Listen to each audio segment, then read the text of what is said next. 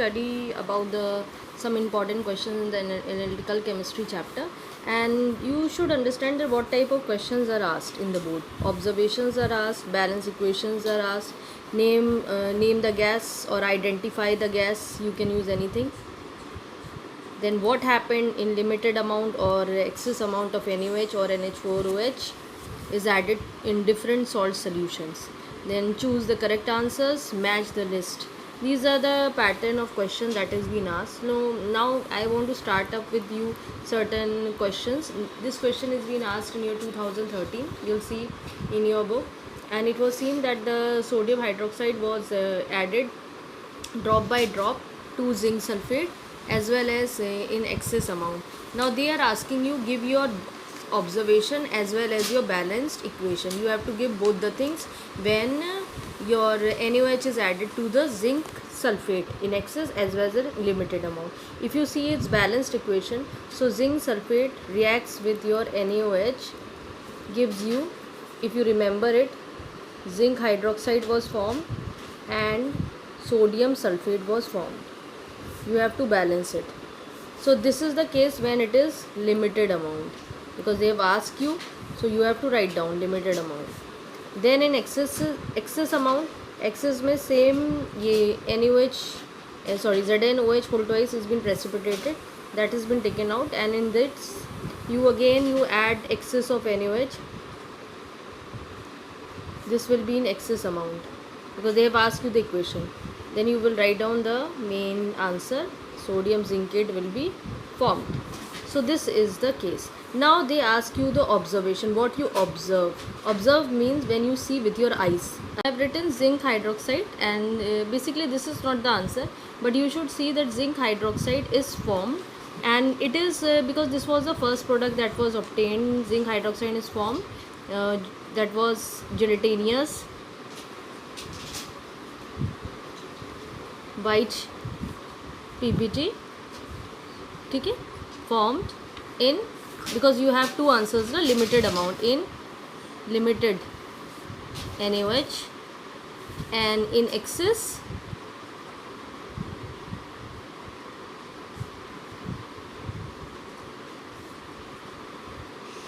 colorless solution of sodium zincate is formed.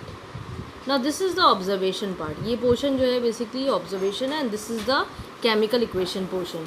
Now the next part is ammonium hydroxide is added in excess of ammonia hydroxide in excess in copper sulfate solution, right? So you know that they are asking the reaction also. So copper sulfate that was formed, that reacts with the NH4. This was a limited case because in that case you get it copper hydroxide and ammonium sulfate was formed. You can balance it up by putting it too, but the point is that this was the PPT that was formed, but they are not asking you this reaction, they are asking you the main reaction, right? So you can, there are two reactions, you can use any of the one reaction. I am just putting the one reaction part. This will be in excess.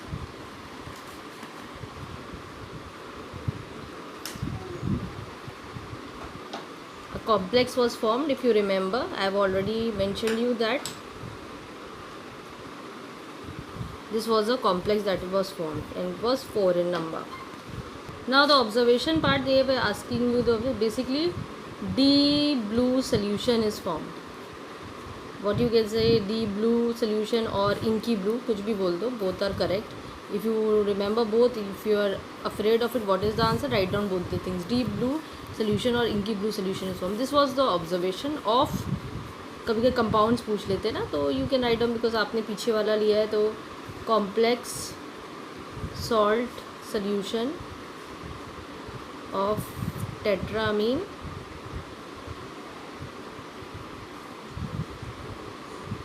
Copper sulphate, एक साथ लिखना, ठीक है? ये तो answer नहीं, but I am just telling you कि this will be sometimes the compound is answer आपका ये है, बस डी ब्लू सोल्यूशन और inky blue, you will get marks. Now the next question, this is also asked in your book only. Name the gas, that's I am telling you, this types of question asked. Name the gas that evolved when Aluminium reacts with, I'm writing the short things, reacts with boiling concentrated caustic alkali solution. Over here I know the answer is your hydrogen, but maybe possible you can know or you cannot. So if you don't know, then you see, you put the reaction. Aluminium react with caustic alkali, कुछ भी ले सकते हो चाहो तो, क्योंकि alkali word use करा, either you use NaOH or QH, it is your choice. Suppose I am using NaOH, then you remember this reaction, AlNaOH reacts with water, that gives you sodium aluminate. So NaAlO2 sodium aluminate and H2 gas was release. ठीक है, अगर ये याद है क्यों, देखो balance है, इसमें रिएक्शन मांगी नहीं, लेकिन तुम इतना भी छोड़ दोगे, you there is no need to write down this equation. Only I am telling you that how you will get this answer hydrogen. तो आप ये रिएक्शन लिखेंगे, you write down this reaction and you will check it out that what you are writing is correct or not.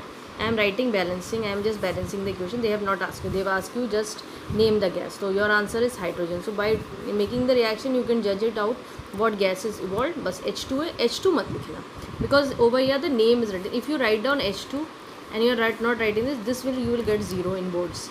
Name means name, hydrogen means hydrogen, in spellings you have to write down. Don't write down this thing, this is the correct answer. पर करने का तरीका क्या है, you will write down the reaction.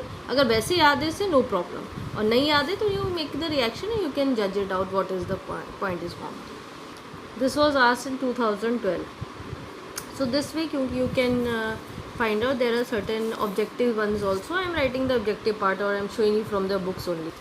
Now see question number 2010. ये तो equation है, you can write down, I'll show you that also. But you see this thing, select the correct answer from A, B, C. A they have given you sodium hydroxide solution, B they have given you weak acid, C they have given you sulfuric acid. Now they say the solution which with zinc sulfate solution gives a white PPT. अब इन तीनों में से कौन है 1, 2, 3 आपको, अब हमें तो मालूम है कि भाई हमने रिएक्शन यहाँ फिट कर दिया ये वाला, क्योंकि यही चैप्टर पढ़ा ये, but it is not the way of judging the answer. You can write down in this manner this question. ठीक है, they are asking you zinc sulphate कौन देगा आपको. ठीक है, white PPT. Now let's focus on it. Basically what this zinc sulfate will give when reacts with which of these three, not the zinc sulfate will give you. तो zinc sulfate इन तीनों में से किसके साथ react करेगा कि वो white PPT दे. तो let's focus on it. If you see zinc sulfate, your first option was NaOH. ठीक है, NaOH will give you ZnOH whole twice plus Na2SO4. And if you go back to your that tabular form which you have learned, you know this was the white PPT ना, zinc ने white PPT दिया था. तो पहले भी तुम्हें answer मिलेगा कि सपोज कोई आंसर नहीं था, अब जिंक सल्फेट है, आपको सल्फ्यूरिक एसिड के साथ रिएक्ट करेगा. ये तो रिएक्शन वैलिड ही नहीं है क्योंकि बोथ आर सल्फेट, तो ये रिएक्शन होनी ही नहीं है. फिर दूसरा है zinc sulphate reacts with, third thing they have given you a weak acid. अब वीक एसिड दिया रखा है, कोई भी वीक एसिड ले लो, सपोज करो कार्बोनिक एसिड, ये भी रिएक्शन नहीं चलेगी. ठीक है, एसिडिक एसिड ले लो, ये रिएक्शन नहीं चलेगी ना. तो these two reaction will not accomplish, यही रिएक्शन करेगी, इसमें जिंक हाइड्रोक्साइड मिलेगा, that will be a white PPT. तो हम सीधे will mark NaOH. You are getting my point. This was the point when select the correct answer is been there, और sometime choose the correct answers, कुछ भी दिया रहता है, ये इसी फॉर्म में होता है. तो you are getting my point ना, वॉट टाइप और how you have to give the answer. Now let's focus on your next question. See this 2015 indirect question. To a salt solution Y in small quantity of NH4OH solution is added slowly and then excess a pale blue PPT. अब blue तो एक ही है, वो एक copper के salt है. Formed is formed which dissolve in excess to form a clear inky blue solution. Identify the positive ion in the salt Y. तो Y नहीं पूछा गया, पूछा गया कि Y में पॉजिटिव आयन क्या. पेल ब्लू तो सिर्फ कॉपर में आता है, तो सिर्फ आइडेंटिफाई द पॉजिटिव आया, तो तुम Cu+2 लिख दोगे या कॉपर 2 आयन. ठीक है, कुछ भी लिख देना. ठीक है, ये चीज़ समझ में आ रही है. This is also an indirect question, that's why I have. देखो ऑब्जर्वेशन तो वही है जो अभी मैंने तुम्हें बताई है, कि जैसे यहाँ पे दिया रखा है state the observation. I think now it is clear to you that how you can write your answers. Now go to this point 208 here, 2008 में the salt which in solution gives a pale green PPT with NaOH solution, right, and a white PPT with barium chloride, ये सब दिए रखें, इसको rough में करते।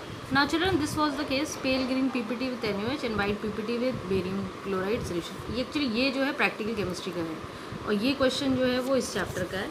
So let's focus with the pale green PPT and they have given you an option, they have given you iron 3 sulphate, एक option दिया रखा है, फिर इन्होंने आपको दिया रखा है iron 2 sulphate,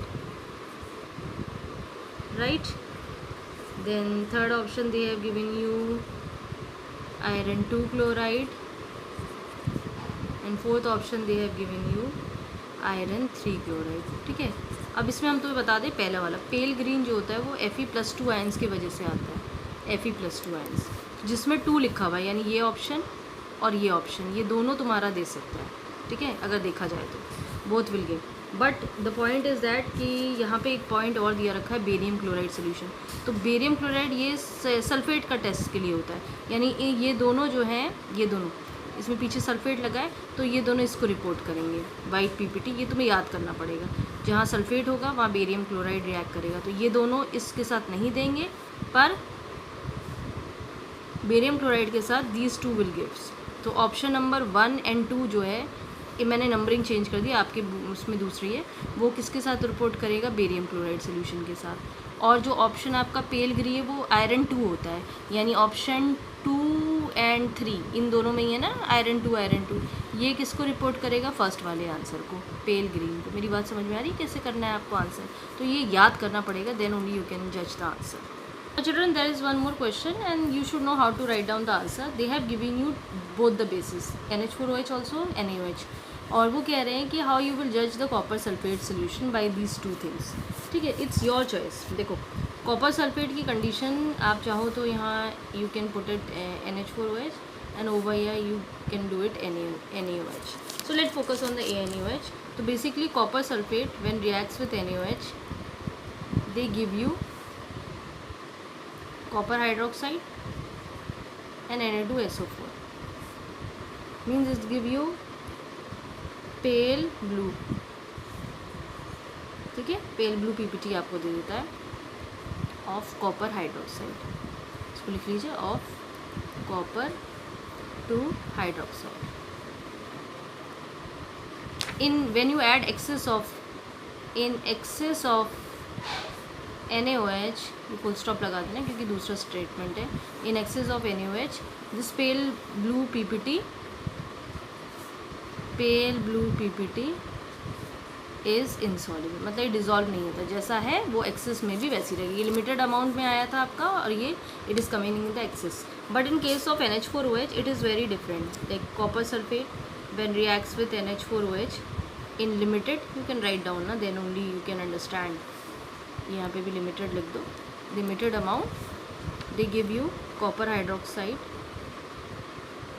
plus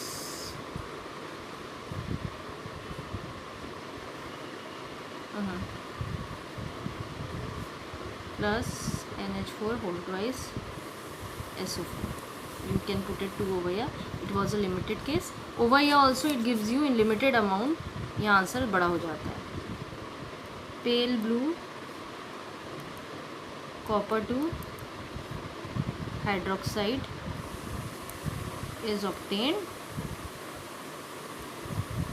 which in excess of NH4OH gives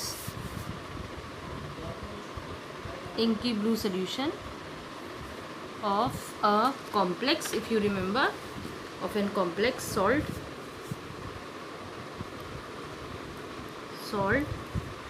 solution tetramine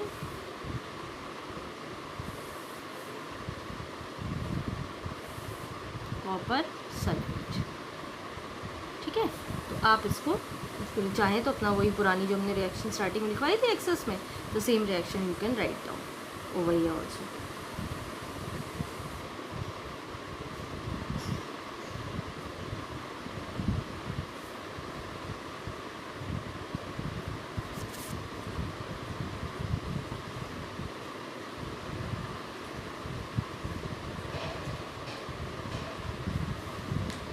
So you are getting my point, child? How children you have to write the answer, this way you have to give your answer.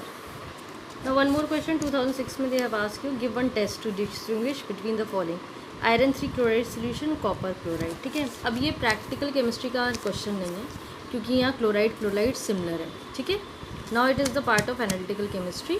Now they have not ask you to जज with NaOH और KOH. कुछ नहीं दिया रखा है, ना NaOH दिया रखा है ना KOH दिया रखा है. You can apply it in both the cases, कोई भी दे दो, क्योंकि दोनों में ऑब्जर्वेशन, क्योंकि अलग अलग सॉल्ट्स है ना, आयरन 3 है और यहाँ कॉपर है, तो यू कैन यूज़, क्योंकि डिस्टिंग्विश पूछा है तो यू कैन राइट डाउन, है ना, आयरन 3 क्लोराइड मैंने ये लिखा हुआ है, एंड कॉपर आप अपना क्लोराइड ले लो, क्योंकि इन्हें कुछ दिया नहीं है कि तो +2 वाला कंडीशन है, क्योंकि यही हमारे कोर्स में है Cu+2. तो let's focus on it. What was your observation? Suppose when you add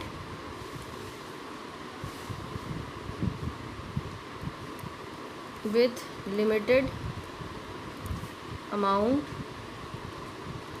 of NaOH, FeCl3 gives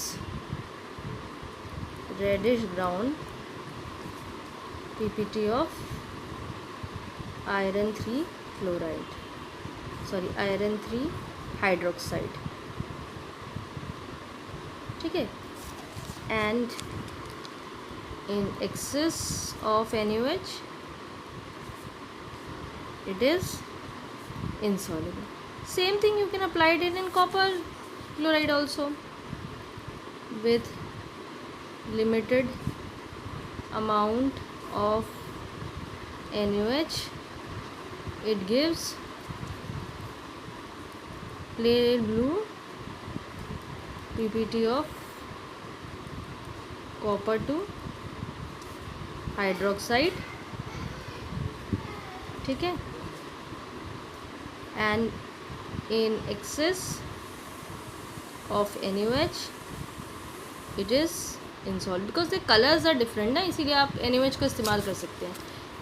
NH4OH का ले लोगे तो यहाँ सॉलेबल हो जाएगा. अब now you can write down the reaction part also, है ना, यहाँ पे अगर आप चाहो तो डिस्टिंग्विश में तो मोर देन इनफ यही है, coloured identity. Reaction is not a distinguish part, ये आपका ऑब्जर्वेशन ही होता है कि इंसॉलेबल है, और ये सब चीज़ें जो होती हैं यही आपका basically comes in your observation part. ठीक है, ये जो पॉइंट्स मैं अंडरलाइन करूँ यही है. ये तो आंसर है, हमने लिख दिया है ऐसे, लेकिन फिर भी अगर आप चाहें तो you can put the equations also. ठीक है, एक्सेस और लिमिटेड में दोनों में कर देना. ठीक है, but this is your specific answer, you can get it. Now I think most of the questions that comes they are the problematic questions that comes in this chapter. I have covered it up. Now children, this is one more question 2011 second one. Match the table दी रखी हुई, and this मैंने इस tabular form में बना लिया. This is not given in a tabular form, it is written in the lines, and they have written कि they जो ions हैं वो NaOH के साथ react करते हैं. Means ये observation आपको NaOH से relate करके आंसर देना है, ना कि NH4OH से. तो NaOH में देखो क्या क्या हो सकता है. जैसे यहाँ से शुरू करो, जो इजी वाले पहले उसे कवर कर लेते हैं. जैसे Cu+2 है, बहुत कॉमन है, तुम्हें मालूम है, इसका ब्लू आंसर है, तो F इसका आंसर है. ठीक है, आप आंसर F लिख लीजिएगा. ठीक, अब दूसरा ले लो, जैसे Fe+2, ये भी हम करके आ रहे हैं अभी, तो आपको मालूम है कि it is coming in your Fe+2 जो होता है वो डर्टी ग्रीन होता है, तो ये C इसका आंसर है. फिर Fe+3 ये भी कलर्ड है, ये अब ये क्लियर हो गया तो रेडिश ब्राउन है, ये आपका D हो गया. अब यहाँ पे आओ, इन दोनों पे अगर Pb+2 और Zn+2 को देखो तो ये दोनों जो हैं वो NaOH में सॉलेबल होते हैं. एनालिटिकल केमिस्ट्री में हमने पढ़ा हुआ है, दोनों ही सॉलेबल इन नेचर है, both are soluble and they form. जैसे ये सोडियम जिंकेट बनाता है, ये लेड जिंकेट बनाता है, तो both are soluble in excess of NaOH. यानी कुछ भी लिख लो, ऐसा कोई इशू नहीं है कि तुम क्या लिख लो, क्योंकि दोनों में ही ये D और E में कुछ भी ले लो, ऐसा कोई इशू नहीं. टीचर कहीं पे भी लिखोगे तो टीचर तुम्हें नंबर देगी, तो तुम यहाँ पर D लिख दो and over here you can write down E, no issue. अब रिमेनिंग क्या है? कैल्शियम का आंसर क्या है? White insoluble in. तो this way your answer. Check कर लो, चेक क्रॉस चेक ज़रूर करो. जैसे Fe ये कॉपर का है, चलो ब्लू है. Fe+3 का है, रेडिश ब्राउन है, A है. और ये इसका हमारा डर्टी ग्रीन C है. ये हम लोग ने देखा था, both are soluble in excess, डी हमने लिख लिया, कोई प्रॉब्लम ऊपर नीचे कुछ भी लिख लो, ये रिमेनिंग ये और बी है. Now this way I think we have covered up all the questions of analytical chemistry that comes in your board examination, है ना. इससे अलावा नहीं आते, आप इसी वे में प्रैक्टिस करिए.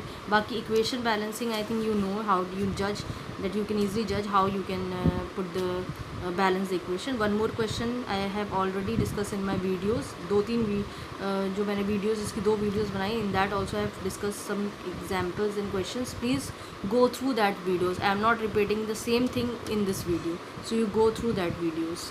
Hopefully you have understand how to complete or do the chapter, because this is a bit difficult task for the children to solve the questions.